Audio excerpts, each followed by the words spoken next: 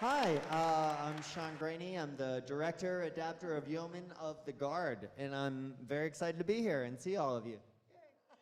So let's cross the street and go to the Thomas and keep talking about experimentation and artistic collaboration with the Yeomen of the Guard. So first of all, Sean Graney, who are you? I'm Sean Graney. Let's see. First of all, I'm super excited to be here, and thank you all for you all volunteer at the theater. That's crazy. That's great. Thank you very much. That's really nice of you to devote so much time and energy to supporting live theater. It's really great. Okay, I'm Sean Graney. I'm from Chicago. I'm from Boston, but I live in Chicago. That guy. All right, Chicago. I have a theater company out there for the past 20 years called The Hypocrites. And should I transition right into Gilbert and Sullivan stuff? Go for it. All right. So Yeomen of the Guard's written by Gilbert and Sullivan. You guys seen some Gilbert and Sullivan stuff, including Bill Rausch's Pirates, I'm sure, years ago that people loved. We'll be fine. So, just a lot of pressure. No, okay, so about 2009, we did Pirates of Penzance in Chicago with my company, The Hypocrites.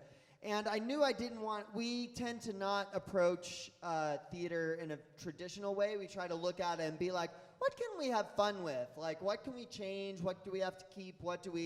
How do we make the best experience for our audiences? And I was inspired by the work of John Doyle, a director who did Sweeney Todd and Company on Broadway, who has the performers play a lot of their own instruments. And I was like, wonder if I could do that with Pirates of Penzance.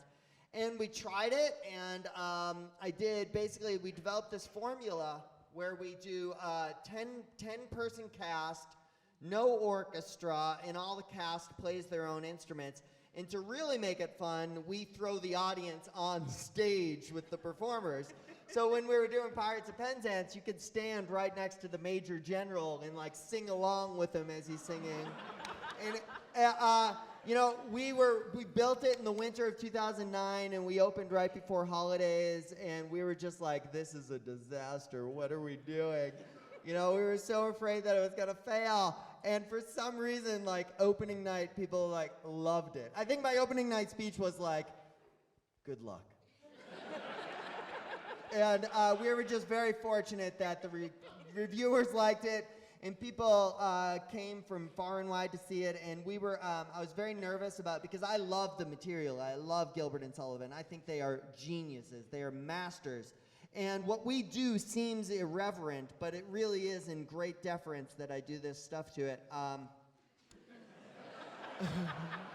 Because you can go see a traditional production of Gilbert and Sullivan, like all over the country. You can see fabulous, very traditional productions of it. But none of them, what I want to get at is the spirit of walking into the opening night at the Savoy Opera and having your minds blown, right? Because they're such a part of our vocabulary now that you can't disarm the audience and blow their minds with how brilliant Gilbert and Sullivan is. I mean, you could sit there and you appreciate and you love it and you sing along, but I want to get at that time when they blew people's minds at how amazing these guys were.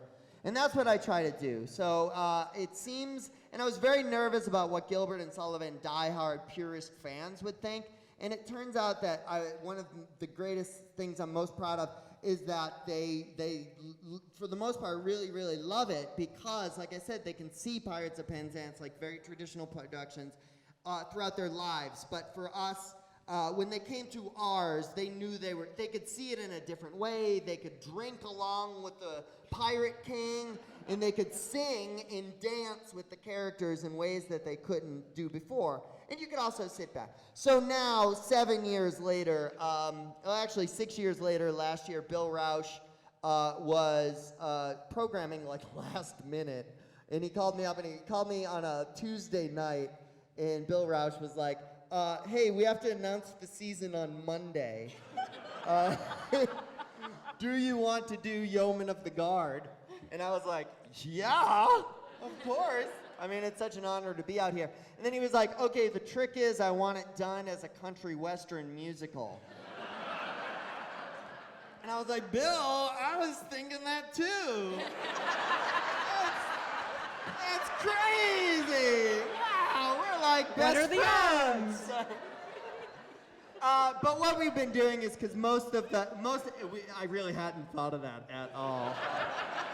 And what we do is mostly you see a lot of like guitars and a lot of banjos and a lot of the vocabulary of country western musicals. So as soon as he said that, I was like, yeah, just put boots and hats on them. Done. And then another thing that he was very interested in exploring, he was like, now it's about a man who's wrongfully imprisoned, right? That's the sort of backdrop of everything. And it's known as Gilbert and Sullivan's most serious piece. They were trying to emulate Shakespeare to a certain degree. And and Bill was like, I'm very interested in this political climate where we have a lot of people wrongfully incarcerated. And I was like, yeah, that's interesting, but it's Gilbert and Sullivan. So like I was like, I might not be the director for that like political production that you want to do. I think Gilbert and Sullivan are great at showing the audience that society has faults, but they never point fingers and they're never mean-spirited, and their politics is one of delightful subversion rather than pointing fingers. So I said, I will get at that delightful subversion, but I might not be able to get the politics. And I was like, why the hell did I talk myself out of a job? But luckily, he gave me the job. Fabulous. So can you talk a little bit about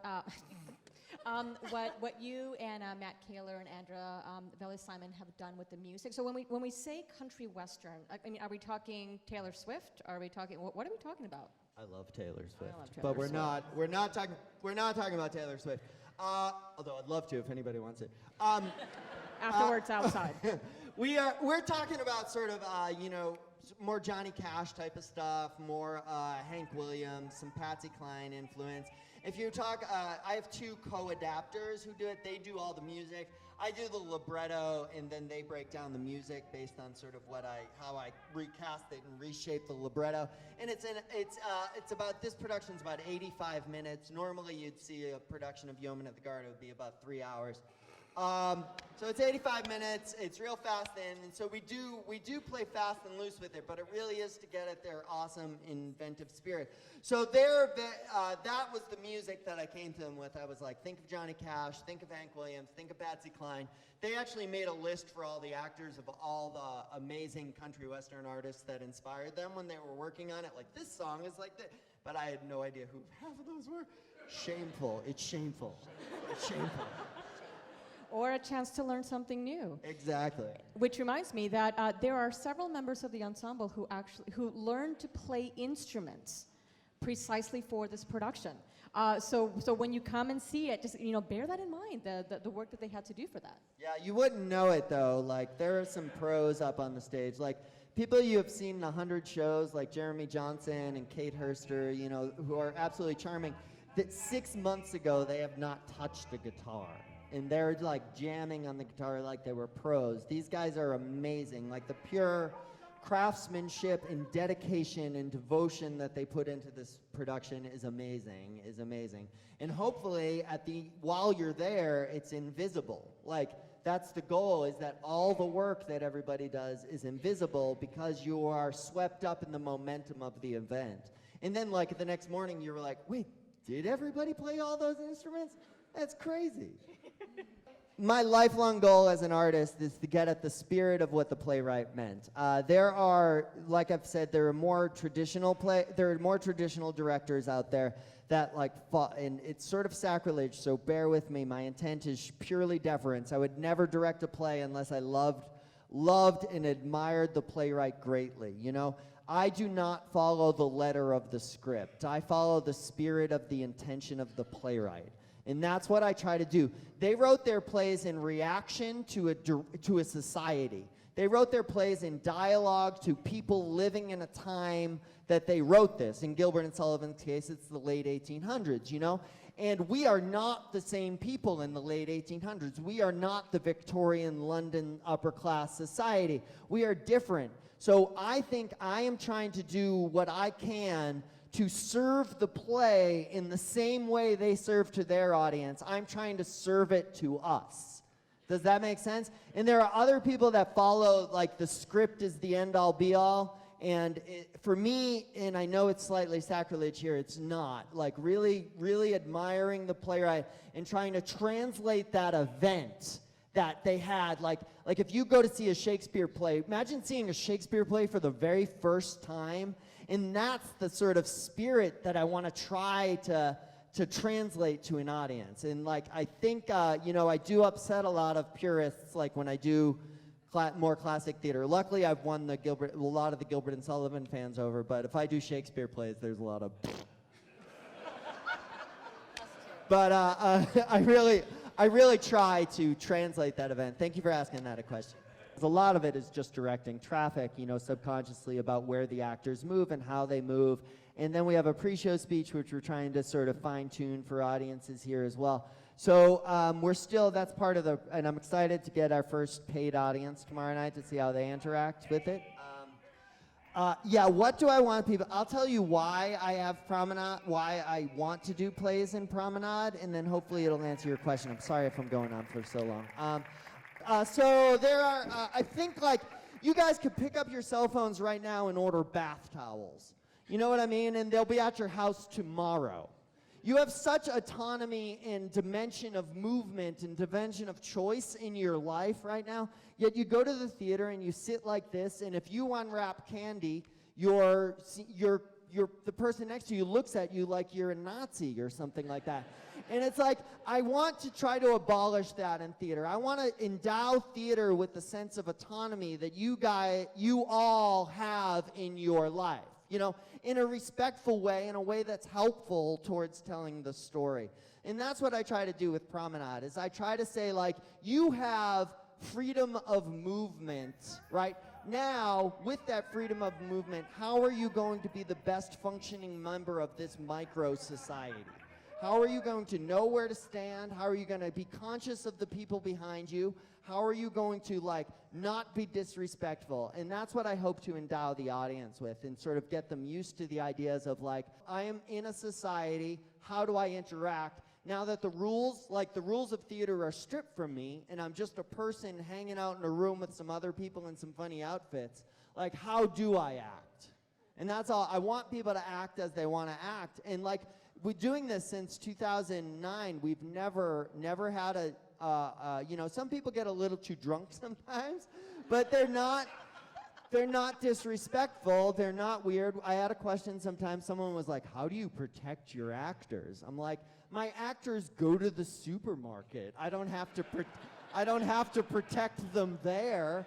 You know, it's it's just like, people think that it's different because you're walking into a theater, but it's really not different. It's just like life. How do you interact with people in life?